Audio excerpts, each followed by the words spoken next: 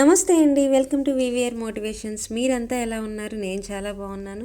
మీరంతా ఎలా ఉన్నారనేది కూడా కింద కామెంట్ సెక్షన్లో తెలియచేయండి. కొత్తగా ఛానల్ని వీక్షించే వాళ్ళు వెంటనే సబ్స్క్రైబ్ చేసుకోండి. పక్కనే ఉన్న బెల్ ఐకన్ క్లిక్ చేయడం ద్వారా నేను చేసే లా ఆఫ్ అట్రాక్షన్ సంబంధించిన వీడియోస్ కానీ రెమెడీస్ కానీ అన్నీ మీ ముందుంటాయి. ఇక ఇవాళ వీడియోలో నేను మీకు లా ఆఫ్ అట్రాక్షన్కి సంబంధించి ఒక టెక్నిక్ గురించి అయితే డీటెయిల్గా ఎక్స్ప్లెయిన్ చేయబోతున్నానండి. ఇది కొంతమందికి తెలుసు, కొంతమందికి తెలియకపోవచ్చు. సో అందరి కోసం నేను మళ్ళీ ఒకసారి దీని మీద ఏమైనా డౌట్స్ ఉంటే కూడా చాలామందికి క్లారిఫై అవుతాయి అని చెప్పేసి నేను ఈ యొక్క వీడియోని మీకోసం ఈరోజు ఈ టెక్నిక్ని ఈ వీడియోలో మీకోసం రివీల్ చేస్తున్నాను. ఓకేనా? ఈ టెక్నిక్ని స్టార్టింగ్ నుంచి ఎండింగ్ వరకు ఖచ్చితంగా వినండి. అలా చూస్తేనే కనుక మీకు టెక్నిక్ అనేది బాగా అర్థమవుతుంది. అసలు లా ఆఫ్ అట్రాక్షన్ అనేది మీకు సింపుల్గా చెప్పాలి అంటే కనుక ఎలా అంటే, ఇప్పుడు ఒక అబద్ధాన్ని, మనకు ఒక సామెత కూడా ఉంది, మీకు గుర్తుండే ఉంటుంది. ఒక అబద్ధాన్ని 100 సార్లుని మనము రిపీట్ చేసినట్లయితే అది ఖచ్చితంగా నిజమవుతుంది అని. సేమ్ అంతేనండి. ఇప్పుడు ప్రస్తుతం ఉన్న మన పరిస్థితిని మనం క్యాలిక్యులేట్ చేసుకోకూడదు. అంటే అది నెగిటివ్ అయితే కనుక సూపర్గా బాగుంటే ఓకే, ఇట్స్ ఓకే, ఇంకా మంచిగా ఇచ్చేసుకోవచ్చు. ఇప్పుడు ఎవరి పరిస్థితులు అయినా సరే నెగిటివ్గా ఉండి, ఇంట్లో కొంచెం ఇదిగా ఉండి, సో ఏ ప్రాబ్లం అయినా సరే వాటన్నిటికీ మనము ఆ ఉన్నదాన్ని థింక్ చేస్తూ బాలేదు, అది బాలేదు, ఇది బాలేదు, అలా లేదు, ఇలా ఉంది, అలా ఇది అని చెప్పేసి మనం దాని గురించి ఎక్కువగా నెగిటివ్గానే ఇంకా స్ప్రెడ్ చేసామనుకోండి, అవి ప్రాబ్లమ్స్ కానీ ఇంకా ఎక్కువయ్యే అవకాశం ఉందన్నమాట. ఇప్పుడు మనం దానికి మన సామెత ఏంటి? ఒక అబద్ధాన్ని 100 సార్లు చెప్తే అది ఖచ్చితంగా నిజమవుతుందని, అవునా? సో ఇప్పుడు మనము ఉన్న పరిస్థితిని మనం క్యాలిక్యులేట్ చేసుకోకుండా, నా పరిస్థితి బాగుంది, నా ఫ్యామిలీ పరిస్థితి బాగుంది, అలాగా మా ఇంట్లో అన్నీ సాల్వ్ అయిపోయినాయి, అంతా బాగుంది, మా ఇంట్లో ఎనర్జీ బాగుంది, పాజిటివ్ ఎనర్జీ ఉంది, అట్లాగా మనము మన యొక్క, ఇంకా చెప్పాలంటే ఒక ఇంగ్లీష్ వర్డ్ ఒకటి, everything is perfect, just relax. మన సబ్కాన్షియస్ మైండ్లో రీప్రోగ్రామ్ చేసేది ఏంటంటే, ఇలా పరిస్థితులు సరిగా లేనప్పుడు ఎవరికైనా సరే వెంటనే మీరు ఆ టైంకి మీరు ఏం చెప్పుకోవాలి, మన సబ్కాన్షియస్ మైండ్కి రీప్రోగ్రామ్ చేస్తాం. ఎలాగ? Everything is perfect, just relax. అంటే పరిస్థితులన్నీ అద్భుతంగా ఉన్నాయి, అంత రిలాక్స్డ్గా ఉండమని. అవునా? మనం ఇచ్చే ఒక సంకేతం అనమాట దానికి, మన సబ్కాన్షియస్ మైండ్కి. సో మన ఉన్న పరిస్థితి, ఇప్పుడు మీరు జనరల్గా హాస్పిటల్కి వెళ్ళారనుకోండి, ఏదన్నా బాగాలేదన్నప్పుడు సైకాలజీ డాక్టర్స్ కూడా చెప్తారు ఏమని, మీరు హెల్తీగా ఉన్నాను అనుకోండి, మీరు ఎక్కువగా ఓవర్ థింక్ చేయమాకండి, మీరు హ్యాపీగా ఉన్నట్టు హెల్తీగా ఉన్నట్టు దాని గురించి పాజిటివ్గా థింక్ చేయమని.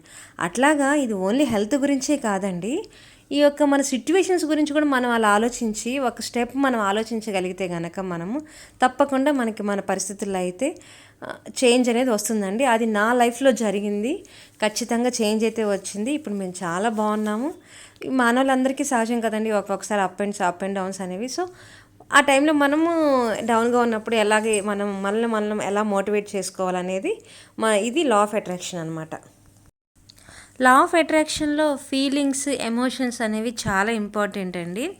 మనం ఏదైనా ఒక కోరిక గురించి, మన పరిస్థితుల గురించి మనం ఏదైనా ఒక కోరిక మనం యూనివర్స్కి అడిగినప్పుడు అది ఆల్రెడీ మన జీవితంలో జరిగిపోయిన తర్వాత మనం హ్యాపీగా ఏమేం పనులు అయితే చేస్తామో అవి మనం ముందుగానే అలా విజువలైజేషన్ చేసుకొని అలా చేసినట్టు, అలా మనం ఆ కోరిక తీరితే మనకి గూస్ బంప్స్ అంటారు కదా, మనకి హ్యాపీనెస్తో వచ్చే ఆనంద బాష్పాలు కానీ, లేదా గూస్ బంప్స్ అంటారు కదా అవి కానీ ఇలా వచ్చంటే మన ఫీలింగ్స్ రావాలన్నమాట. ఆ ఫీలింగ్స్తో వచ్చినప్పుడు చేసినప్పుడు మాత్రమే అవి వర్కౌట్ అవుతాయి. అవునా? లా ఆఫ్ అట్రాక్షన్లో మనం కోరిన కోరిక తీరినట్టు మనం ముందుగానే యాక్ట్ యాజ్ ఇఫ్, ఇలా గూస్ బంప్స్ ఇవన్నీ చేయమని చెప్తున్నాను కదా. ఇవన్నీ చేసి ఆల్రెడీ కోరిక తీరిపోతే మనం ఏం చెప్పాలి? కృతజ్ఞత కూడా చెప్పాలి. అవునా? కృతజ్ఞత మనం యూనివర్స్కి తెలియజేయాలన్నమాట. ఆ కోరిక మనం ఏదైతే కోరుకున్నామో అది అన్నీ మంచిగా జరిగిపోయినట్లు, ఆ కోరిక జరిగిన తర్వాత మనం ఏమేం చేస్తున్నావో ఇదంతా చేయటానికి నువ్వు సహకరించినందుకు యూనివర్స్ థ్యాంక్ యూ యూనివర్స్, లేదా భగవంతుడు అయితే థ్యాంక్ యూ గాడ్, ఇలా మీ ఇష్టం అనమాట. నెక్స్ట్ వీడియోలో చాలామంది భగవంతుడా యూనివర్స్ అనేది అడుగుతున్నారండి. సో అందుకని ఆ రెండిటికి గల డిఫరెన్స్ దేని మీద ఆధారపడి ఉంటుంది ఈ యొక్క లా ఆఫ్ అట్రాక్షన్ కానీ భగవంతుడు అనేది, దాన్ని నేను డీటెయిల్గా ఎక్స్ప్లెయిన్ చేస్తాను నెక్స్ట్ వీడియోలో. ఈ వీడియోలోకి అయితే ఇప్పుడు టెక్నిక్లోకి వచ్చేద్దాం.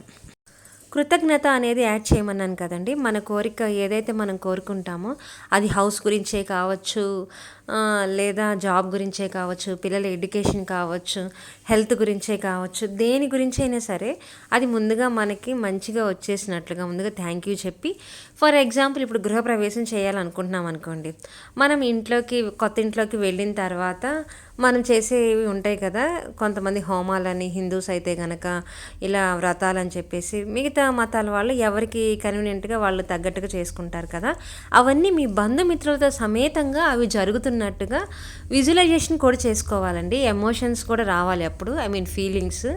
సో మీరు అప్పుడు ఆ టైంలో మీరు ఎంత హ్యాపీగా ఉంటారు, అందరితో కలగలిపి మాట్లాడుతున్నట్టు, ఇలా అన్నీ థ్యాంక్ యూ గాడ్ అని చెప్పుకొని ఒక్క మినిట్ అలా విజువలైజేషన్ రావాలండి వెంటనే మనకి. మీకు తెలుసా పలానా ఏరియా అని కూడా మనం చెప్పుకోవచ్చు, మీకు ఏ సిటీలో కావాలో అట్లాగా ఆ సిటీ పేరు కూడా చెప్పుకోవచ్చు అనమాట. సో మీకు అర్థమయ్యే ఉంటుంది. సో ఇలా మీరు మీ యొక్క కోరికని మినిమం ప్రతిరోజు ఎర్లీ మార్నింగ్ చేయొచ్చు అండ్ ఈవినింగ్ కూడా చేయొచ్చు, బిఫోర్ గోయింగ్ టు బెడ్, అంటే నిద్రలోకి వెళ్ళే ముందు ఎన్నిసార్లు చేయాలి అనేది 108 టైమ్స్, 50 టైమ్స్ నుంచి స్టార్ట్ చేసి ఎవరికి వీలుని బట్టి వాళ్ళ డిజైర్ యొక్క అది పెద్దదా చిన్నదా అనే దాన్ని బట్టి డిసైడ్ చేసుకొని మినిమం 50 నుంచి అప్ టు 108 వరకు మనం పెద్దగా చెప్పాలండి. పెద్దగా మీన్స్ అందరికీ వినిపించాలని కాదు, జస్ట్ పైకి అనమాట. ఇలాగా థ్యాంక్ యూ గాడ్ నాకు ఇల్లు వచ్చేసింది అని చెప్పేసుకొని మనం ఆ తర్వాత మైండ్లో విజువలైజేషన్ రన్ అవుతూ ఉండాలి. ఎలాగా ఇలా ఆ తర్వాత సత్యనారాయణ స్వామి వ్రతం కానీ ఇలా చేసుకుంటున్నట్టు, ఆ ఇంట్లో మీ బంధుమిత్రులతో హ్యాపీగా కలగలిపి తిరుగుతున్నట్టు, మాట్లాడుతున్నట్టు అలా ఊహించుకొని ఇలాగా మార్నింగ్ ఈవినింగ్ 2 టైమ్స్ చేయొచ్చు. మీకు కుదరకపోతే అట్లీస్ట్ డైలీ ఒక్క పూటైనా సరే చేయడానికి ట్రై చేయండి. ఖచ్చితంగా మీ అఫర్మేషన్స్ అయితే ఖచ్చితంగా అవి విశ్వంలోకి చేర్చబడి ఖచ్చితంగా మీకు ఇవ్వబడతాయి. ఓకేనా? యూనివర్స్కి మనం కోరిన కోరికలను బట్టి కొంత సమయం అయితే ఇవ్వాలండి. మనం ఈరోజు రేపటికి జరిగే కోరికలు కూడా ఉండొచ్చు, అవి దానికి సమయం అనేది ఉంటుంది. మనం కోరిన కోరికను బట్టి అది పెద్దదా చిన్నదా అని కొంత సమయం అయితే ఇవ్వాలి. మనం ఈ అఫర్మేషన్స్ కొన్ని రోజులు అంటే చెప్పాను కదా, ఫస్ట్ 28 డేస్ చేయొచ్చు, చిన్న కోరిక అయితే వీక్ డేస్ అంటే 7 డేస్ చేయొచ్చు, పెద్ద అయితే అలా 1 నెల, అలా ఇంకా పెద్ద అయితే ఒక 50 డేస్, 60 డేస్, ఒక 90 డేస్ అలా పెట్టుకొని మనం చేసుకొని ఆ తర్వాత లెట్ గో చేయాలన్నమాట. అంటే దాని గురించి మర్చిపోవాలి. సారీ అండి. తల్లి గర్భంలో శిశువుకు కూడా 9 నెలల టైం అనేది ఉంటుందండి. సో యూనివర్స్కి తెలుసు మన కోరికల్ని మనం ఎంత త్వరగా మేనిఫెస్ట్ చేసుకుంటే, ఐ మీన్ అఫర్మేషన్స్ రూపంలో కానీ ఇంకేమైనా టెక్నిక్స్ ఉపయోగించి మనం చేసినట్లయితే మనం కొంత టైం తీసుకొని, అది టైం తీసుకోవాలని మనం చేసిన దాన్ని బట్టి కూడా ఉంటుందండి. మనం ప్రాక్టీస్ చేసిన దాన్ని బట్టి చాలా తొందరగా కూడా అవడానికి కూడా అవకాశం ఉంటుంది. సో ఖచ్చితంగా మీరు ఇంకొకటండి, ఈ టెక్నిక్ ఉపయోగించి చెప్పేటప్పుడు నేను ఒకటి చెప్పలేదు, పర్ఫెక్ట్ అనే వర్డ్ కూడా ఒకటి యాడ్ చేయాలండి. అంటే అంత సక్రమంగా మంచిగా జరుగుతుందని, పర్ఫెక్ట్ అనమాట, పర్ఫెక్ట్ హౌస్ వచ్చిందని, పర్ఫెక్ట్ జాబ్ వచ్చిందని, ఇట్లా అనమాట. నేను నెక్స్ట్ వీడియోలో మీకు డీటెయిల్గా అఫర్మేషన్స్తో సహా ఎలా చేసుకోవాలనేది అఫర్మేషన్స్ కూడా చెప్తానండి నేను. ఓకేనా? ఇప్పటి వరకు వీడియోని చూసిన వాళ్ళందరికీ కృతజ్ఞతలండి. ఈ వీడియో కనుక మీకు నచ్చినట్లయితే వెంటనే లైక్ చేయండి, మీ ఫ్యామిలీ అండ్ ఫ్రెండ్స్కి షేర్ చేయండి. ఇలాంటి మంచి మంచి వీడియోస్ కోసం చూస్తూనే ఉండండి. నా నాలెడ్జ్ అంతా మీకు షేర్ చేస్తాను. నెక్స్ట్ హోపోనోపోనో గురించి, దాని టెక్నిక్స్ గురించి కూడా నేను మీకు డీటెయిల్గా ఎక్స్ప్లెయిన్ చేయబోతున్నాను. Keep watching. Thank you.